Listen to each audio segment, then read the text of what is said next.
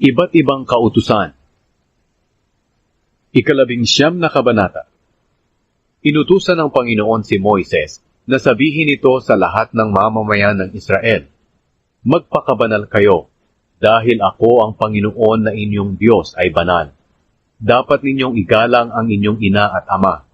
Sundin ninyo ang ipinapagawa ko sa inyo sa araw ng pamamahinga. Ako ang Panginoon na inyong Diyos. Huwag kayong sasamba sa mga Diyos-Diyosan o gagawa ng mga imahe nila. Ako ang Panginoon na inyong Diyos. Kung mag-aalay kayo ng handog para sa mabuting relasyon, ialay ninyo ito sa paraang katanggap-tanggap sa akin.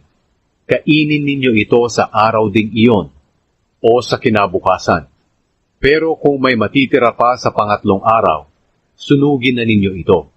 Kapag sa ikatlong araw ay kinain pa ninyo ito, hindi ko na ito tatanggapin dahil ito'y karumal-dumal na. At ang sino mang kumain nito ay mananagot dahil binaliwala niya ang banal na bagay na para sa akin. Kaya ang taong iyon ay huwag na ninyong ituring na kababayan. Kung mag-aani kayo, huwag ninyong uubusin ang mga nasa gilid ng inyong bukirin, at huwag na ninyong balikan para pulutin ang mga natira. Ganoon din sa inyong ubasan. Huwag na ninyong babalikan para kunin ang mga natirang bunga o mga nalaglag. Iwanan ninyo iyon para sa mahihirap at mga dayuhan. Ako ang Panginoon na inyong Diyos. Huwag kayong magnanakaw o magsisinungaling o mandadaya ng inyong kapwa. Huwag kayong manunumpa ng kasinungalingan sa aking pangalan, dahil kapag iyon ay ginawa ninyo, nilalapastangan ninyo ang aking pangalan. Ako ang Panginoon. Huwag ninyong lalamangan o pagnanakawan ang inyong kapwa. Huwag ninyong ipagpapaliban ang pagbabayad ng sweldo ng taong pinagtatrabaho ninyo. Huwag kayong magsasalita ng masama sa bingi, at huwag ninyong lalagyan ng katitisuran ang dinadaanan ng bulag. Ipakita ninyong kayo'y may takot sa akin sa pamamagitan ng pagsunod ng mga utos ko. Ako ang Panginoon. Kinakailangang matuwid at walang kinikilingan ang inyong paghatol sa inyong kapwa, mayaman man o dukha. Huwag kayong magtsismisan tungkol sa inyong kapwa. Huwag kayong magsasalita o gagawa ng anumang makasisira sa inyong kapwa. Ako ang Panginoon. Huwag ninyong kapupuotan ang inyong kapwa. Paalalahanan ninyo siya kung siya'y nagkasala, para kayo'y walang panagutan.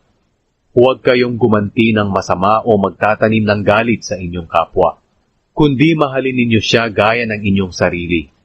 Ako ang Panginoon. Sundin ninyo ang aking mga utos. Huwag ninyong palalahian ang isang hayop sa ibang uri ng hayop. Huwag kayong magtatanim ng dalawang klaseng binhi sa iisang bukid. Huwag kayong magsusuot ng damit na yari sa dalawang klaseng tela. Kung ang isang lalaki ay sumiping sa isang aliping babae na nakatakdang ikasal sa ibang lalaki, pero hindi pa natutubos o napapalaya ang babae, dapat silang parusahan. Pero huwag silang patayin, dahil hindi pa napapalaya ang nasabing babae. Kinakailangang magdala ang lalaki ng lalaking tupa, malapit sa may pintuan ng toldang tipanan, bilang handog na pambayad sa kanyang kasalanan sa Panginoon. Sa paghahandog ng pari ng tupang iyon sa aking harapan, matutubos ang lalaking iyon sa kanyang kasalanan, at patatawarin ko siya. Kapag dumating na kayo sa lupaing ibibigay ko sa inyo, huwag ninyong kakainin ang bunga ng mga punong kahoy na inyong itinanim sa loob ng 3 taon. Ituring ninyong marumi iyon. Sa ika-4 na taon, ang lahat ng bunga ay ihandog ninyo sa akin, bilang papuri sa akin, kaya huwag ninyo itong kakainin.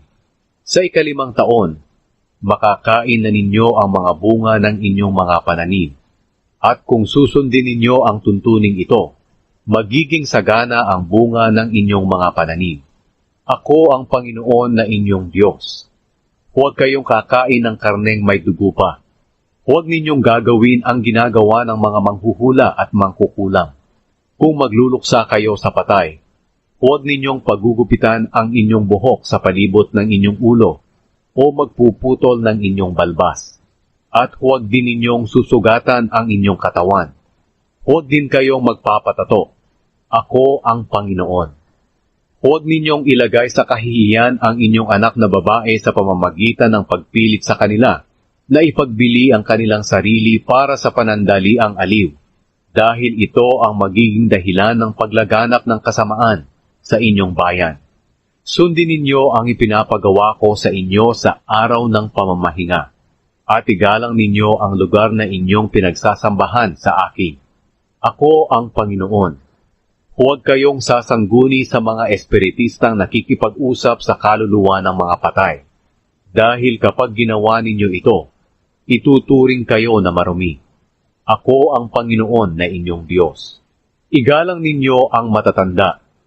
Igalang niyo ako na inyong Diyos. Ako ang Panginoon. Huwag ninyong aapihin ang mga dayuhang naninirahang kasama ninyo. Ituring ninyo silang gaya ng inyong mga kababayan, at ibigin ninyo sila gaya ng sa inyong sarili, dahil kayo rin noon ay naging mga dayuhan sa Ehipto. Ako ang Panginoon na inyong Diyos. Huwag kayong mandadaya sa inyong pagtitimbang, pagsukat at pagtatakan. Gamitin ninyo ang tamang timbangan, sukatan o takalan. Ako ang Panginoon na inyong Diyos na naglabas sa inyo sa Ehipto. Sundin ninyo ang lahat ng tuntunin at utos ko. Ako ang Panginoon.